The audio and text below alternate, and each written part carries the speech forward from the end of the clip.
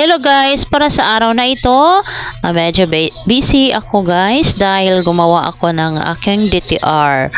So kaninang umaga pagdating ko sa paaralan ay nakita ko ang aking kasamahan sa trabaho na may dala-dalang print out sa biometrics, kaya kinuha ko na rin ang sa akin. At saka may klase kasi ako sa umaga, naghahanda ako para sa klase namin. So mga after lunch ginawa ko na ito dahil sa 1 to 2 p.m. wala na akong klase, meron akong vacant time. Medyo natagalan din ako sa paggawa nito guys, no?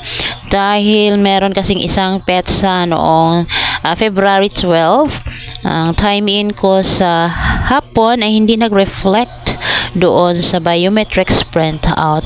Mabuti na lang doon sa logbook nandoon po ang aking time in. So kaya pinapicturean ko na kaagad upang may print din bilang attachment natin. Katunayan na hindi talaga tayo nag-absent, meron talaga tayong time in. At saka pagkatapos dito guys, pumunta na ako kaagad para ma-print ito. At tapos tinyek ko ng maraming beses dahil minsan kasi magkamali tayo sa pag-entry no, ng mga time. Lalo pat hindi natin ma-focus ang ating attention sa paggawa ng ating trabaho. Ganyan talaga ang mangyayari. Kaya para masigurado natin na wala tayong mali sa ating ginawa, kaya double check, triple check. Ginawa ko vertical, horizontally chinek ko, vertically chinek ko, at saka sanay wala yung correction ito bukas dahil kaninang mga alas 2 no ng hapon ko po na ipasa, mga pasado alas 2 na.